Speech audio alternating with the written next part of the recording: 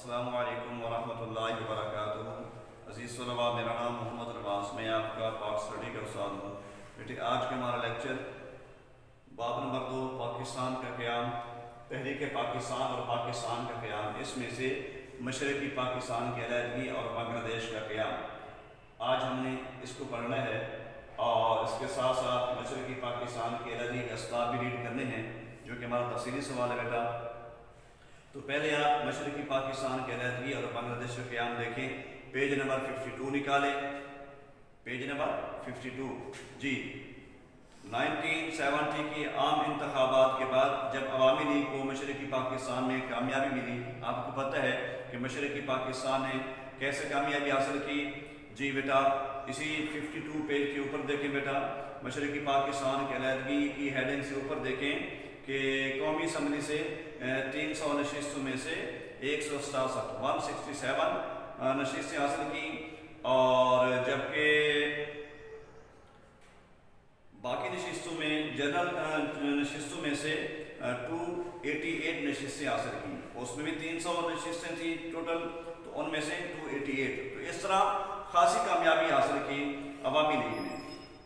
तो मशरक़ी पाकिस्तान में कामयाबी मिली और मुल्क की बागडोर अवामी लीग को ना सौंपी गई, यानी आम इंतखाबात में अवामी लीग को मशरक़ी पाकिस्तान में कामयाबी मिली और मुल्क की बागडोर अवामी लीग को ना सौंपी गई। तो मशरक़ी पाकिस्तान में अमन अमान की सूरत-ए-हाल ख़राब हो गई। इन हालात को संभालने के लिए चीफ मार्शल और एडमिनिस्ट्रेटर जनरल याह्या खान ने वहाँ पर एमरजेंसी लगा दी।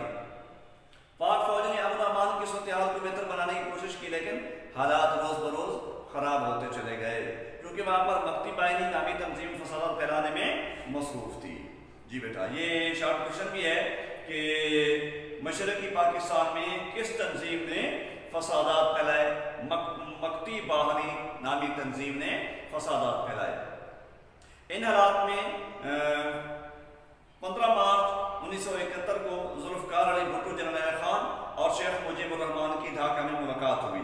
जुल्फ़िकार अली भुट्टो, जनरल याह्या खान और शेख मुजीबुर रहमान की ढाका में मुलाकात हुई। अब ये इसको एमसीक्यूज बना सकते हो या शॉर्ट क्वेश्चन बना सकते हो कि 15 मार्च 1971 को किन सियासतदानों की ढाका में मुलाकात हुई? याह्या खान, जनरल याह्या खान, जुल्फ़िकार अली भुट्टो और शेख मुजीबुर रहमान। अब इन तीनों का नाम लेके आप ये कह सकते हैं, एमसीक्यूज बना सकते हैं कि इनकी ढाका में मुलाकात कब हुई? 15 मार्च 1971 जी। तो ढाका में मुलाकात हुई ताकि हालात को पुरअमन बनाया जा सके। ये मुज़ाकरात, ये मुलाकात बगैर किसी नतीजे के ख़त्म हो गए।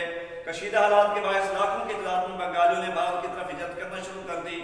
भारत ने बंगालियों की मदद का सरकारी तौर पर ऐलान कर दिया। भारतीय फौज ने बागियों को असला दिया और उनकी तरबियत करना शुरू कर दी, जिसकी वजह से पाकिस्तान और भारत के माबैन हालात खराब हो गए जी।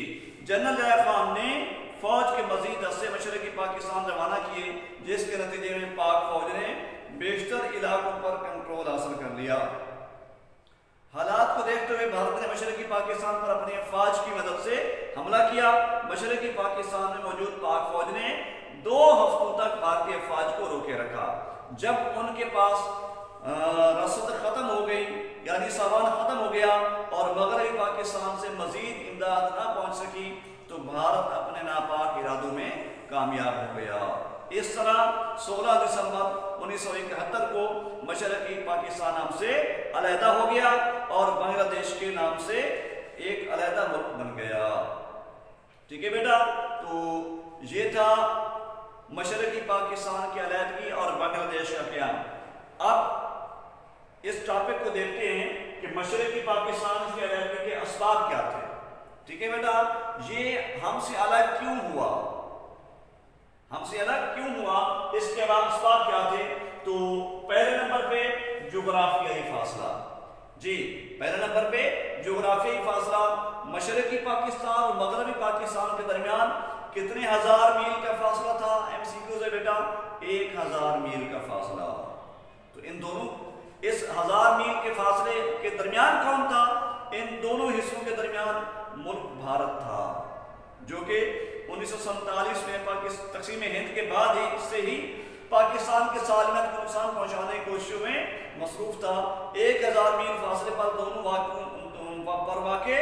दोनों हिस्सों में सियासी और सकाफती राब्ते को रखना बहुत दुश्वार काम था। दोनों हिस्सों की सकाफत भी एक दूसरे से बिल्कुल मुख्तलिफ थी। मशरकी पाकिस्तान दूसरे सूबों के मुकाबले में मुआशी तौर पर पसमानदा रहा।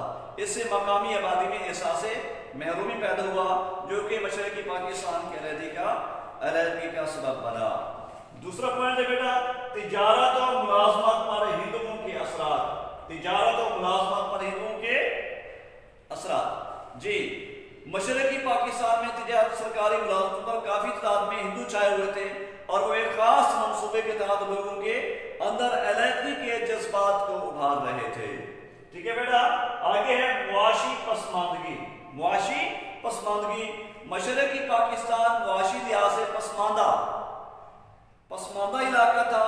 किसी भी हुकूमत ने इस इलाके की मुआशी पसमानदगी को दूर करने के लिए खातिर ख्वाह इकदाम न किए। जी, अगला पॉइंट बेटा, हिंदू असातिज़ा का किरदार। हिंदू असातिज़ा का किरदार। मशरकी पाकिस्तान में तालीम का शुरा पूरी तरह हिंदुओं के कंट्रोल में था। उन्होंने बंगालियों को पाकिस्तान के खिलाफ पूरी तरह तैयार किया और उनके जज्बात को उभारा। आगे बेटा 5वें नंबर पे जुबान का मसला है। जी, जुबान के मसला अगरचे 1956 और 1962 के दसातीर में हल हो गया था, मगर मशरकी पाकिस्तान के लोगों के अंदर जुबान के हवाले से एक एहसास महरूमी पैदा हो चुका था जो इन इक़दामात के बावजूद भी खत्म न किया जा सका। जी, अगला पॉइंट बेटा, नुमाइंदगी की शरह का मसला। नुमाइंदगी की शरह का मसला। मशरकी पाकिस्तान की आबादी 56% थी, 56% थी। पूरे मुल्क के लिहाज से 56% थी। यानी मगरबी पाकिस्तान जो कि 4 सूबों पर मुश्तमिल था, ये 4 सूबे एक तरफ और मगरबी पाकिस्तान के चारों सूबे एक तरफ और मशरकी पाकिस्तान का एक सूबा जो था वो एक तरफ। फिर भी उसकी आबादी जो है वो ज्यादा थी, 56% थी। और आबादी की कसरत की वजह से नुमाइंदगी का हक चाहते थे कि हमारी जब आबादी ज्यादा है तो हमारा नुमाइंदगी का हक भी ज्यादा होना चाहिए। अगरचे उन्होंने 1956 और 1962 के आइन में बराबरी की बुनियाद पर नुमाइंदगी कबूल कर ली थी, मगर इन्हें इनके जायज हुकूक ना दिए, लिहाजा इनमें मायूसी पैदा होगी। अगला पॉइंट है बेटा, भारत की मुदाखलत। जी, भारत की मशरकी पाकिस्तान के मामलात में बेजा मुदाखलत ने भी हालात को खराब किया। भारत ने मक्ती बाहिनी के कारकुनों को तरबियत और इमदाद देने के अलावा अलहदगी चाहने वालों की हौसला अफजाई की। आगे बेटा, शेख मुजीबुर रहमान के 6 नुकात। जी, अवामी लीग के सदर शेख मुजीबुर रहमान के 6 नुकात ने भी अलहदगी को फरोग दिया। जी, आगे 1970 के आम इंतखाबात। 1970 के आम इंतखाबात ने हालात को एक नई करवट दी और मशरकी पाकिस्तान में अवामी लीग की मुकम्मल कामयाबी के बाद लोगों ने एक नए अंदाज से सोचना शुरू कर दिया। जी, तो ये थे बेटा मशरकी पाकिस्तान के अलहदगी के असबाब। बांग्लादेश के क़याम के बाद इमरान खान ने बाकी रह जाने वाले मगरबी पाकिस्तान में हुकूमत पीपल्स पार्टी के सरबराह जुल्फ़िकार अली भुट्टो को सुपुर्द कर दी, क्योंकि इस जमात को 1970 के इंतखाबात में मगरबी पाकिस्तान में अक्सरियत हासिल हुई थी। इस तरह जुल्फ़िकार अली भुट्टो ने पाकिस्तान की तारीख में पहले सिविल मार्शल लॉ एडमिनिस्ट्रेटर की हैसियत से ओहदा संभाला। मुल्क का निज़ाम चलाने के लिए एक अबूरी आइन 1972 में बनाया गया, यानी 1972 में बनाया गया और मुस्तक़बिल के आइन के लिए नई मुंतखब होने वाली कौमी असम्बली के 25 अरकान पर मुश्तमिल एक कमेटी बनाई गई, जिसमें तमाम सियासी जमातों को नुमाइंदगी दी गई। ठीक है बेटा, तो ये था हमारा क्लास वर्क। ठीक है, ये मशरकी पाकिस्तान के अलहदगी और बांग्लादेश रुपया और साथ ही मशरकी पाकिस्तान के अलहदगी के असबाब, जो कि हमारा तफसीली सवाल भी है। इस तफसीली सवाल को अच्छे तरीके से याद करेंगे बेटा, और अब होमवर्क नोट कर लें। मशरकी पाकिस्तान कब अलग हुआ? मशरकी पाकिस्तान कब अलग हुआ जी? और दूसरा सवाल है 6 नुकात किसने पेश किए? तीसरा सवाल है मशरकी पाकिस्तान में तालीम का शोबा किसके कंट्रोल में था? पहले सवाल का जवाब, ठीक है बेटा, 16 दिसंबर 1971 मशरकी पाकिस्तान कब अलग हुआ? 16 दिसंबर 1971। और ये पेज नंबर 53 पे बेटा बॉक्स बना हुआ है। क्या आप जानते हैं कि सानिया आर्मी पब्लिक स्कूल कब पेश आया? 16 दिसंबर 2014 को पेश आया जी बेटा। दूसरा सवाल है 6 नुकात किसने पेश किए? शेख मुजीबुर रहमान ने पेश किए। मशरकी पाकिस्तान में तालीम का शोबा किसके कंट्रोल में था? हिंदुओं के कंट्रोल में था। तो ये बेटा आपने 3 सवाल लिखने हैं और होमवर्क में सेंड करने हैं। तफसीली सवाल आपने याद करना है।